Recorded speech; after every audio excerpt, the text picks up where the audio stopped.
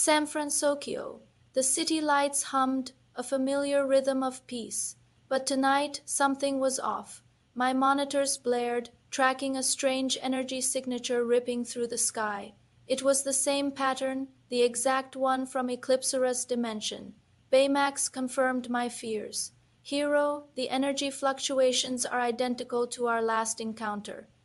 Gogo skated up beside me, her voice tight. Not again. Last time we almost lost half the city. Just then, a pinprick of blue light sparked in the clouds. A voice, faint and desperate, echoed through our comms. It was Solin. She was calling my name, calling for help. One by one, the team assembled. The clicks and whirs of our suits locking into place were the only sounds in the lab. We knew what this meant. I pulled on my helmet. My own voice a grim whisper, if she's back. It means Eclipsera's back too. Without warning, the blue spark tore open the fabric of reality. A portal, shimmering and unstable, burst into existence above the city. Solin tumbled out, landing hard on a rooftop nearby. She was glowing, crackling with Rostar energy, but she looked completely exhausted. We rushed to her side, Baymax's scanner whirred to life. Her vitals are stable, but her energy levels are dangerously unstable. Solin pushed herself up, her breath coming in ragged gasps. She looked at us, her eyes wide with terror. Eclipsera, she's trapped by something darker than she ever faced. We all exchanged looks. This wasn't about fighting an old enemy anymore. Eclipsera, the self-proclaimed Queen of Darkness, was in trouble. Solin's desperate plea made it clear. This wasn't just about saving a person, it was about saving an entire realm from being swallowed by a new, unknown threat. With Solin guiding us, we fired up the portal stabilizer. The gateway shimmered, and we stepped through into Eclipsera's dimension, but it wasn't the realm of celestial beauty. We remembered it was a wasteland. The sky above was fractured like broken glass, spider-webbed with dark cracks. Robotic shadows, like glitches in reality, roamed the desolate landscape. Wasabi's voice crackled over the comms, full of disbelief. This looks like a nightmare version of her world. What happened here? Solin pointed to the corrupted core of the dimension, a pulsating mass of darkness. A cosmic virus, she explained, her voice trembling. It calls itself the Veil. It infected the realm's core, and now it's feeding on all the light, all the hope, all the fear. And then we saw her. In the distance, Eclipsera was fighting. She fought alone, a single point of defiant light against an overwhelming tide of shadows. But her light was dimming. Her magnificent wings were faded and torn. The veil was consuming her, draining her power with every desperate attack she made. She was losing Eclipsera. Solin's cry was pure anguish. Ignoring the danger, she blasted forward, a comet of desperate energy streaking toward her sister. We were right behind her. Solin reached Eclipsera just as her strength gave out. The Dark Queen collapsed into her sister's arms, a weak smile touching her lips. You came back. Even after I pushed you away, it was a reunion born from crisis. I landed beside them, pulling out a quantum regulator chip. This should help stabilize her energy. I pressed it to Eclipsera's armor. At the same time, Baymax activated his high-intensity projectors, bathing the area in a pure white light that made the encroaching shadows recoil and hiss. Gogo and Honey Lemon saw their opening.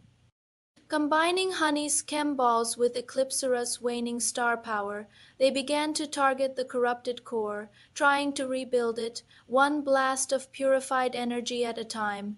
It was a desperate, beautiful symphony of science and magic. For a moment, it seemed like we were winning, but the Veil wouldn't be defeated so easily as we fought. Back, the shadows coalesced.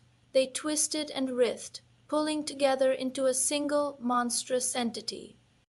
A swirling storm of dark energy, Tangled wires and pure shadow towered over us. The veil had manifested its true form. This was it, the final stand. I deployed Baymax's force fields, creating a barrier against the creature's attacks. We have to work together. I yelled. Gogo became a blur of motion, her discs slicing through the shadow tendrils that lashed out at us. Wasabi was right there with her, his plasma blades carving clean, bright lines through the dark cloud. Fred, in his full kaiju glory, was a roaring distraction, breathing fire and drawing the creature's attention. But the key was Solin and Eclipsera. Hand in hand, they stood at the center of our formation. Solin channeled her pure, untainted star energy into her sister. Eclipsera, bolstered by our efforts and her sister's love, began to glow brighter and brighter. Together, they unleashed a wave of purifying light, a force of combined power aimed directly at the heart of the veil. The battle was more than just physical. It was emotional. It was teamwork against isolation, light against darkness, hope against fear.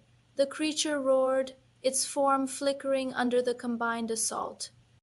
And then, with one final brilliant surge, Eclipsera's light exploded outward, a supernova of positive energy that vaporized the veil and shattered the darkness. A new sunrise, brilliant and warm, broke over her realm. Slowly, the world around us began to heal. The cracks in the sky mended, sealing themselves with golden light. The stars, once hidden, began to sparkle again, brighter than ever. Solin looked around, tears of joy in her eyes. It's beautiful again. Eclipsera, her strength returning, watched the rebirth of her home. She turned to us, her expression softer than we'd ever seen it. Because of all of you, I couldn't help but smile. Guess we just saved another dimension. Baymax, ever the observer, gave a gentle nod. Mission successful, emotional levels. Hi. The portal to San Francisco reopened, a familiar swirl of light in this newly restored world. It was time to go home, but as we prepared to leave, Solin made a decision, I think. I'd like to stay for a while, she said, looking at our team, with you. I want to learn about your world. We welcomed her with open arms, a new friend, a new member of the family. From her realm, Eclipsera watched us go. Her power was restored. Her world was safe. As the portal closed, her voice echoed one last time, a promise carried. On the stellar wind. Even in darkness, light always finds a way home. Thank you for watching with us. If you enjoyed this cosmic adventure, don't forget to hit that like button, subscribe, and ring the bell so you don't miss what happens next. We'll see you in the next episode.